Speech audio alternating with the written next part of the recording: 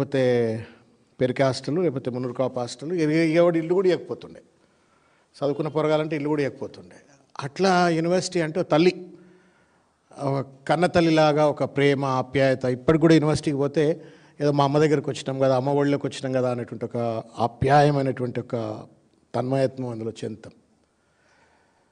So ఈ నేపథ్యంలో నిన్న ముఖ్యమంత్రి గారు ఉస్మాన్ యూనివర్సిటీ క్యాంపస్కి పోయినారు. పోతుంటే అనుకున్నాం, అరే ఫర్ ద ఫస్ట్ టైం ఒక ముఖ్యమంత్రి చాలా రోజుల తర్వాత ముఖ్యమంత్రి పోతున్నాడు కదా, ఏం మాట్లాడతాడో అని చెప్పని టీవీకి కళ్ళు అప్పగించి వినే ప్రయత్నం చేసినాను.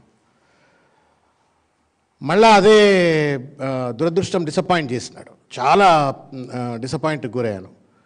Not only as a former student of Osman university, but also as a former teacher worked in Osman university, and also as a public రిప్రజెంటేటివ్గా ఆ యూనివర్సిటీకి పోయినప్పుడు ఏదో పెద్ద ప్రకటనలు చేస్తాడు, తెలంగాణ ఉన్నత విద్యకు ఒక దిశా నిర్దేశం చేస్తాడు, పెద్ద ఎత్తున ఒక రోల్ మోడల్గా ఉస్మాన్ యూనివర్సిటీని తీర్చిదిద్దడం కోసం ఒక ప్రణాళికలు ఆవిష్కరిస్తాడు అని చెప్పని నేను కూడా కొద్దిగా ఆలోచించిన. ఎనీ సెన్సిబుల్ పర్సన్ ఎంత కుక్కతో ఒక గుండ్రాయి కట్టినా కానీ అటువంటి ప్రదేశాలకు పోయినప్పుడు సమయం సందర్భోచితంగా మాట్లాడతాడు కదా అనుకున్నాం. కానీ రేవంత్ రెడ్డి గారి నైజం, మీరు ఎలకతోలు ఎంత ఉతికినా నలుపే కానీ తెలుపు కాదన్నట్టుగా ఆ దొరవారు అది ఏం బుద్ధో, మరి ఎవరు నేర్పినరో చదువు, మరి ఆయన గురువులు ఎవరో, ఆయన ఉపాధ్యాయులు ఎవరో, సిద్ధాంతకర్తలు ఎవరో నాకు తెలియదు. కానీ పెళ్లికి ఒకటే డప్పు కొడతాడు, సావుకు ఒకటే డప్పు కొడతాడు. ఒక రాజకీయ ఉపన్యాసంలో ఒకటే తీరుగా మాట్లాడతాడు. ఒక విశ్వవిద్యాలయంలో విద్యార్థులకు స్ఫూర్తిదాయకంగా, అధ్యాపకులకు మార్గదర్శకంగా ఉండాల్సిన స్థలంకి వెళ్ళి కూడా అదే రకంగా మాట్లాడతాడు. అది చూడగానే సామెత గుర్తొచ్చింది, కుక్కతో ఒక గుండ్రాయి కట్టినా చక్కగా కాదు అని వెనకటి ఎందుకు అన్నారో కానీ రేవంత్ రెడ్డి గారు లాంటి వాళ్ళని చూసో, లేకపోతే ఆయన ఇటువంటి వాళ్ళు ఉంటారని చెప్పని బహుశా సామెత కట్టినరేమో అని చెప్పని నాకు అర్థమైపోయింది. ఒక దురదృష్టకరమైనటువంటి ఒక రీతిలో కేవలం కేసీఆర్ గారినో కేటీఆర్ గారినో ప్రత్యక్షంగా పరోక్షంగా విమర్శ చేయటం కోసం, వాళ్ళని అవమానించడం కోసం, వాళ్ళ పట్ల ఏహ్యభావాన్ని రేకెత్తించాలా విద్యార్థుల్లో అన్నటువంటి ఒక ఆలోచనతో పాటుగా తన డబ్బా, ఇక దేశంలో ఆయనకు మించినటువంటి ఒక మేధావి ఎవడు లేడు, ముఖ్యమంత్రి ఎవడు లేడు, జవహర్లాల్ నెహ్రూ తర్వాత మళ్ళీ విద్య గురించి ఎవడన్నా ఆలోచించిందంటే రేవంత్ రెడ్డి ఆలోచించిండు అని చెప్పని ఒకటే జబ్బలు దరుచుకుంటూ ఆయన మాట్లాడినట్టు ఒక తీరు చాలా బాధ కలిగినటువంటిది. నేనేం చేసిన అంటే, నేనేమన్నా తప్పింటున్నా, ఎందుకంటే వినేటప్పుడు ఏదైనా కొంచెం అపోజిషన్లో కాబట్టి వ్యతిరేక భావంతో ఉంటాం కాబట్టి నేనేమో తప్పినా అని చెప్పని ఒక ప్రింట్ తీసుకున్నాం. మళ్ళీ స్పీచ్ అంతా ప్రింట్ తీసుకొని మళ్ళీ వర్డ్ వైజ్ చదువుకుంటూ పోయినా.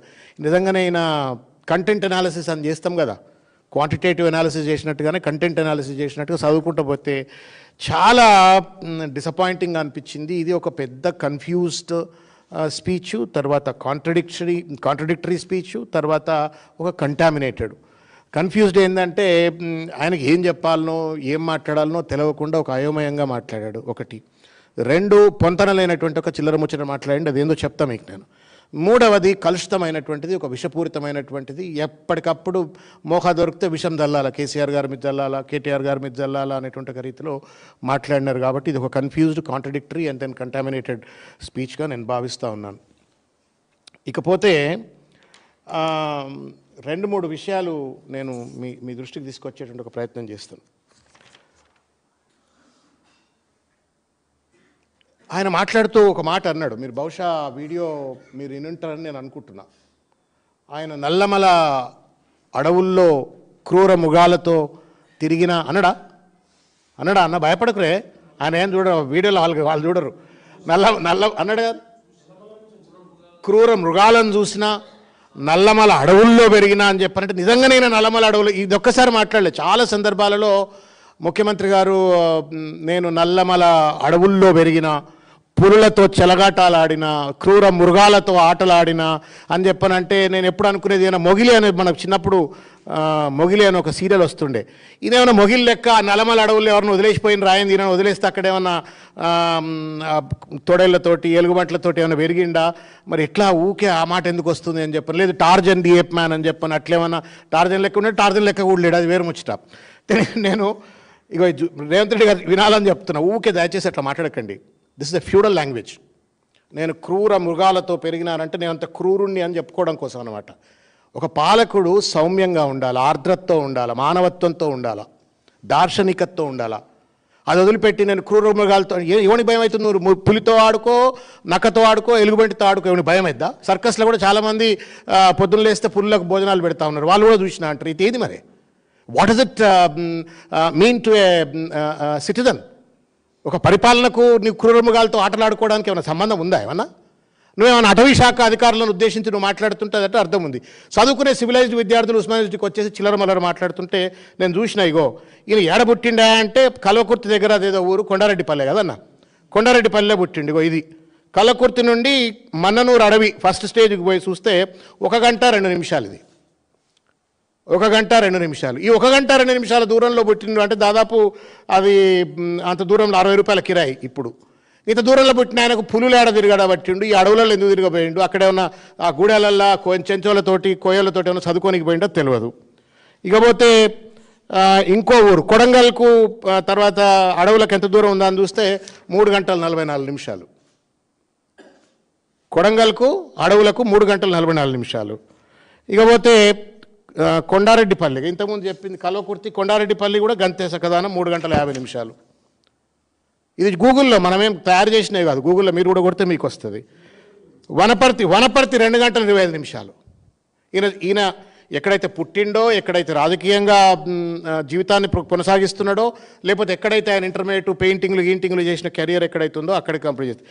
గిన్ని గంటల దూరంలో ఉండి నేను పొద్దున్న లేస్తే అడవుల్లో తిరిగినా అంటే నువ్వు చదువుకున్నావా, పెయింటింగ్లు చేసినవా, రాజకీయాలు చేసినవా, లేకపోతే మొగిలి లెక్క టార్జన్ లెక్క ఏమైనా అడవుల పొంటి తిరిగినవా?